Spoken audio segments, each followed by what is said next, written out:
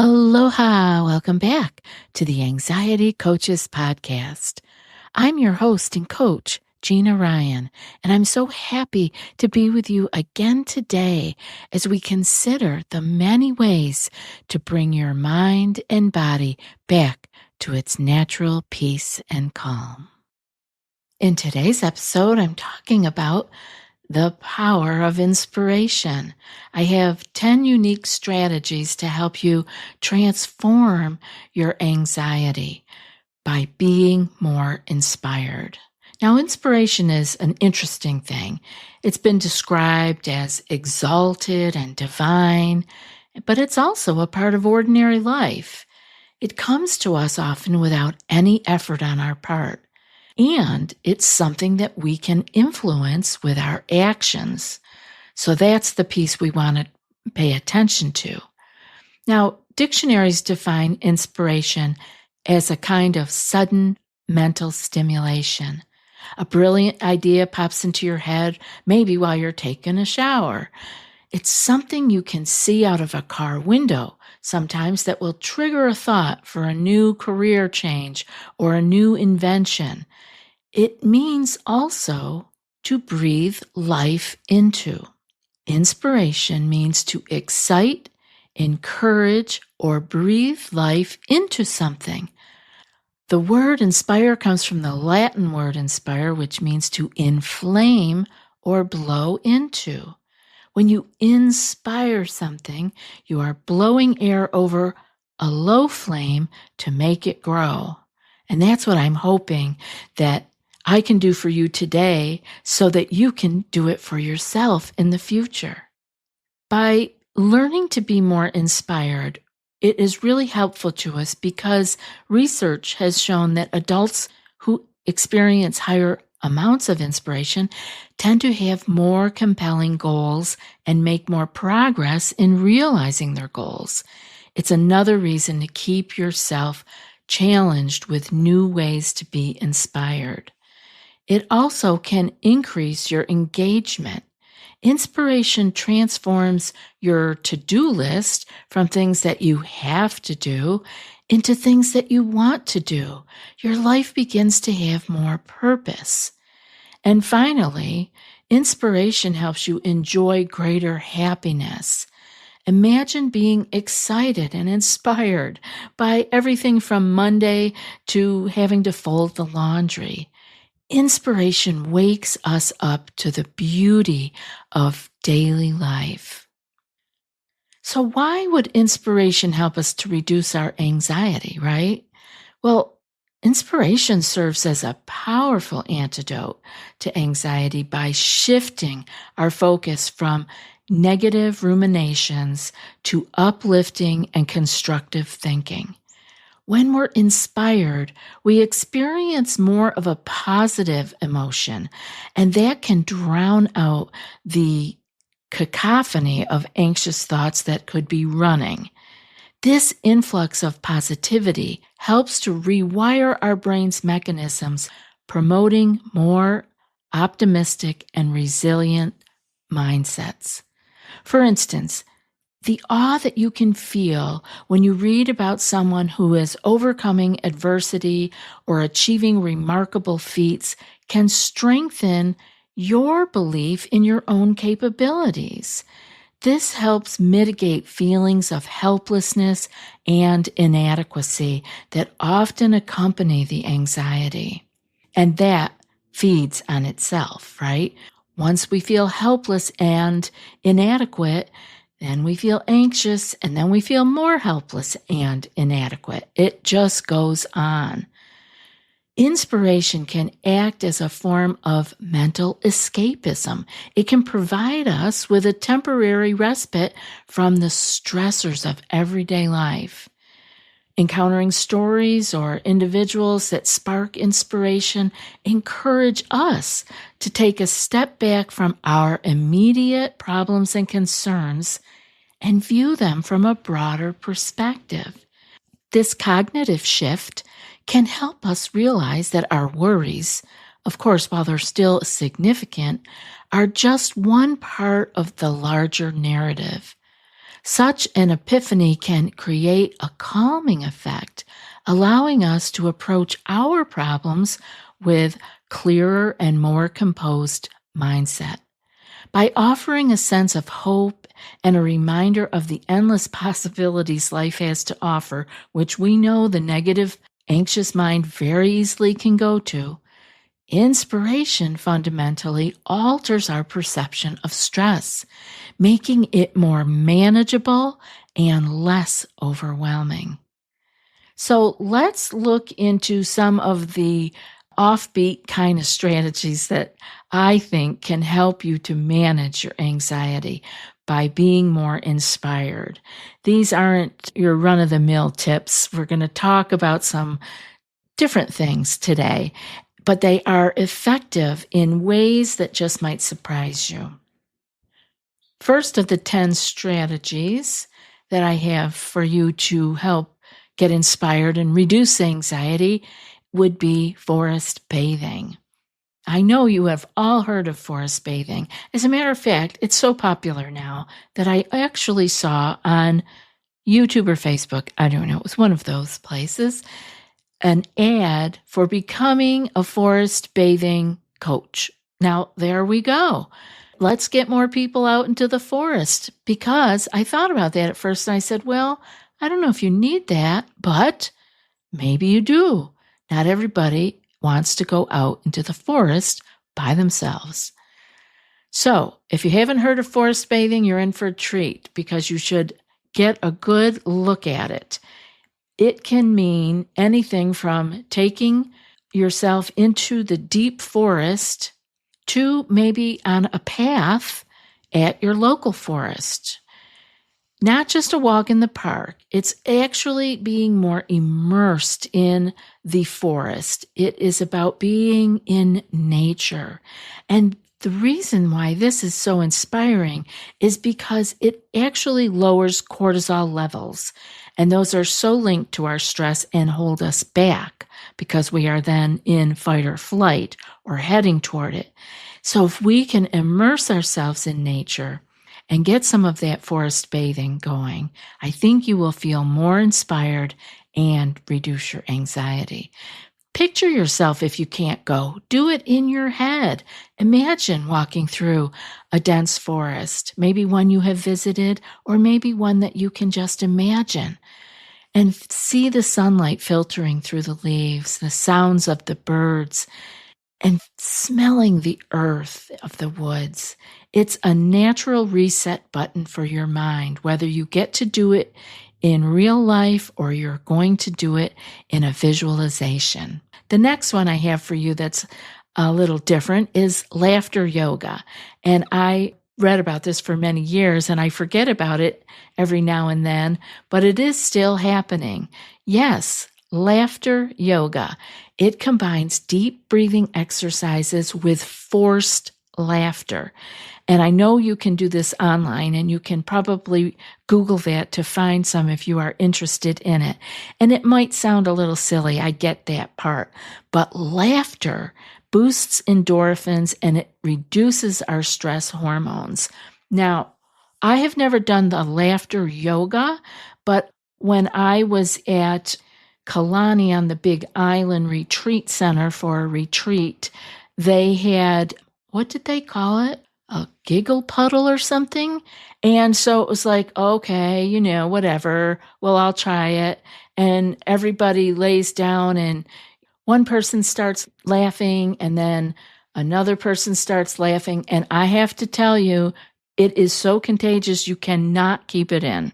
It just comes out. Next thing, it isn't a fake laughter. It isn't forced.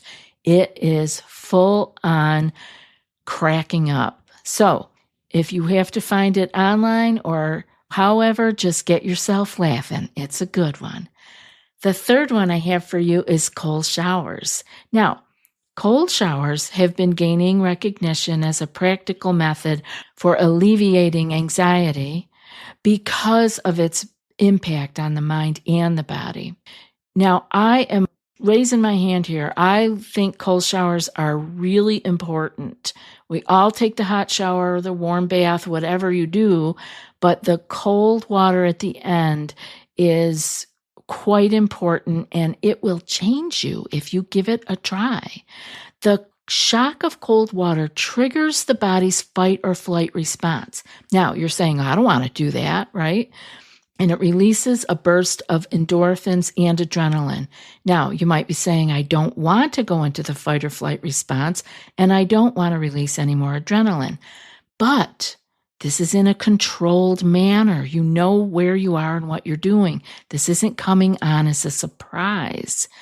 This immediate physiological reaction can create a sense of alertness and energy that counters any lethargy or mental fog that we often associate with having been in anxiety or depression. And the cold stimulates the production of mood-boosting neurotransmitters like norepinephrine, which can help improve mental clarity and focus, making it easier to manage your stress and your anxious thinking.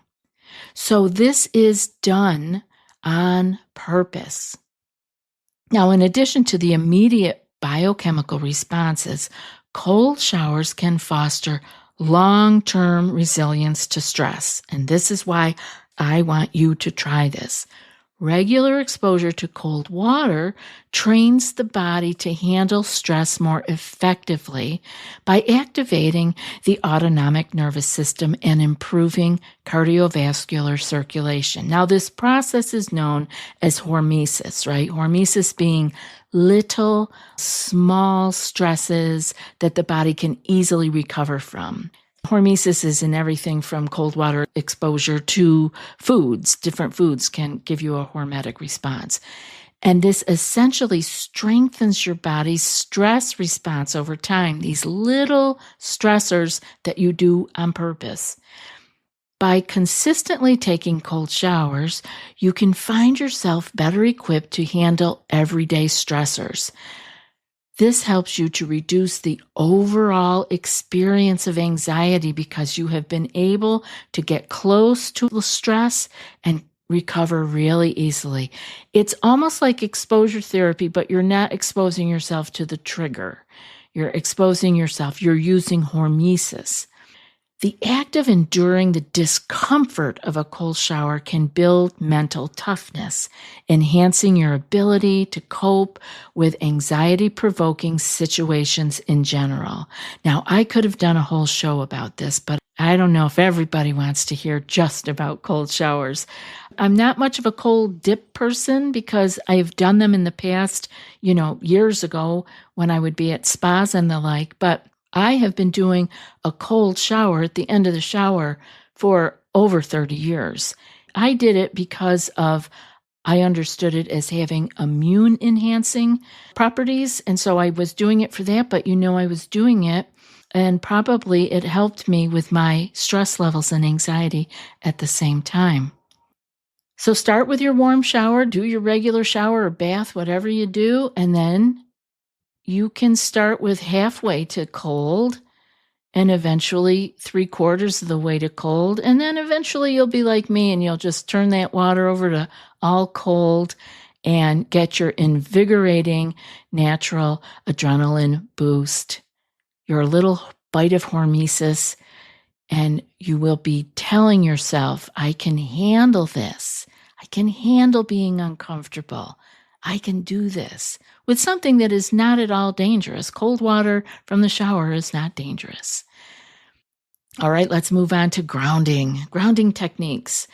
These involve connecting yourself with the earth, literally, walking barefoot on grass or sand. Wet earth or sand is best, and it can help you feel more present and really, really reduce your anxiety. So find yourself out in the yard. You can even stand on wet concrete. That actually helps too. Next up is animal therapy. Spending time with animals can be so therapeutic, whether it's a pet or a visit to a farm or a visit to the animal shelter or your neighbor's animals. I can't have dogs where I live in this cottage, but I have my neighbor's dogs that as soon as I pull into my carport. They come running up. There's a gate at my carport that goes into their yard, and I feed them carrots. That's what they can have as snacks. They can have vegetables, and they come and greet me. They may as well be mine. When I come home, they come and they bark when someone comes to my door. They're awesome. I think that animals in your life can be wonderfully helpful, and not everybody can have them as a pet. So find a way that you can have maybe birds in your yard. Maybe you go for a walk and you find the wildlife that is around you. You can find a way to connect with some animals. This can really help you to feel more relaxed, and it gets you out of your head. This will keep you happy. It will keep you inspired to the world around you and help reduce your anxiety. Next up is creative visualization. Now, I know that not everybody is good at visualizing. That is fine. I run into clients all the time that are not good at doing visualization, but you can imagine anyway, even if it is through the words going through your head. Maybe the rest of you can find pictures.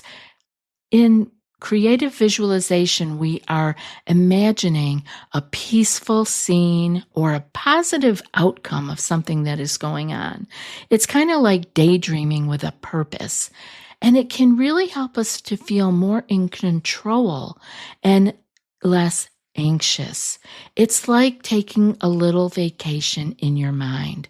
So whenever you're stressed or in need of some inspiration, visit this special place in your mind. Another one that I have for you today is non-dominant handwriting. You can do this in your journal.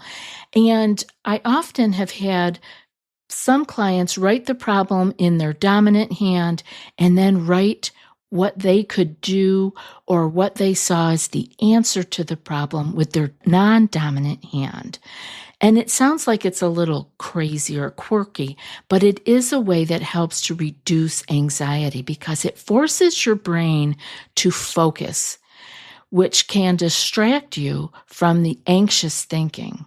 So try writing in your journal with your non-dominant hand. It might look crazy and messy, but the process can be surprisingly calming. Of course, I wouldn't be complete if I didn't mention a digital detox. We really can find more inspiration in our lives when we are not constantly looking at social media and movies or Netflix screens. So take a break from some screens and see how it feels. This unplugging can really be a stress reducer. I remember back when I would go to weekend or 5-day retreats down at Omega Institute in New York in Rhinebeck, and they had no internet connection back then. And so your phones didn't work down there either. You had to leave an emergency phone number to their office with the people who might need you, and they would come and tape a note on your door. I wish there were places today that we could go to that were still like that, but it seems like everybody is connected. So now we have to do it on our own. We can take a digital detox and feel inspired by all the life that can happen when we are not looking at screens. I have 2 left for you. Mindful eating is a great way to get present, reduce your anxiety, and feel inspired, because when you are paying close attention to what you eat, it is a form of meditation. Focus on the taste, the texture, and the smell of your food. It will help you to stay present, and in that way, immediately reduce your anxiety. So think of your next meal as turning into a sensory experience. Savor every bite as if it were a gourmet dish, and let yourself be inspired by what you are experiencing. Often we are off thinking about other things when we are eating our food, and we are not in the moment, experiencing the food. Finally, one of my favorites, and you may have heard me talk about this before, is the gratitude jar.